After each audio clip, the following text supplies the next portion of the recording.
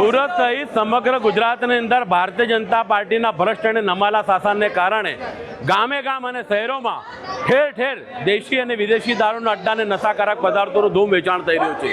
આ સમગ્ર ધંધાની અંદર જે તે પોલીસ સ્ટેશનના વહીવટદારો બુટલેગરો સાથે સીધી રીતે સંકળાયેલા છે।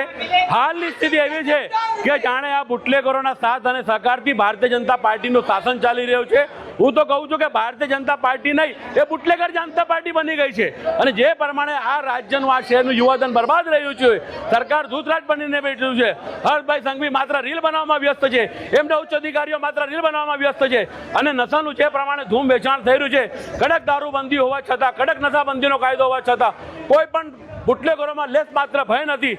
એ જ દર્શાવે છે કે આ બુટલેગરો પોલીસ તંત્ર અને ભારતીય જનતા પાર્ટીના નેતાઓ સાથે સીધી રીતે સંકળાયેલા છે, એટલે એમને લેસ માત્ર ભય નથી। કોંગ્રેસ પાર્ટી ગુજરાતની પ્રજાના હિતમાં, સુરતની પ્રજાના હિતમાં રોડ પર ઉતરી છે। અમારું આ તબક્કે ચેતવણી છે કે તમે તાત્કાલિક અસરથી કડક કાયદા જે દારૂબંધીનો કાયદો છે, નશાબંધીનો કાયદો છે, એનો અમલ કરો।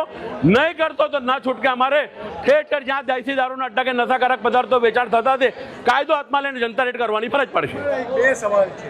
એક તો જ્યારે સ્કૂલમાંથી દારૂ પીતા હતા એ પકડાય, હર સંઘને તમે શું અહીંયા બેઠા એનું કારણ આજે આ સરકારે ચુલ્લુ પર પાણીમાં ડૂબી મરવા જેવી સ્થિતિ થાય કે સરસ્વતીના ધામ શૈક્ષણિક સંકુલની અંદર દારૂની મહેફિલ ભણાતી હોય, કોઈ શિક્ષકના કબાટ ખોલો તો એમાં વિદેશી દારૂની બ્રાન્ડેડ બોટલો મળે, કોઈ શિક્ષક દારૂ પીને લઠ્ઠાકાંડમાં ગુજરી જતો હોય, એટલે આ દારૂનો જે પગપેસારો છે એ શૈક્ષણિક સંકુલોમાં પણ પેસી ગયો છે। અને એ નગર પ્રાથમિક શાળાઓ, સરકારી શાળાઓ કે જ્યાં નાની દીકરીઓ, ગરીબ શ્રમિક પરિવારના વિદ્યાર્થીઓ ભણતા હોય, એની સલામતી અને સુરક્ષાનો પ્રશ્ન સર્જાય, તેમ છતાં સરકાર આ સમગ્ર બાબતે આંખ આડા કાન કરીને માત્ર લીપાપોતીનો કાર્ય કરે છે, જે વખોડીએ છે। તંત્રને જો અપીલ કરીએ છીએ કે એમાં કડકમાં કડક કાર્યવાહી થાય અને જે સિક્યુરિટી એજન્સી છે એને બ્લેકલિસ્ટ કરવાની પણ કાર્યવાહી થવી જોઈએ।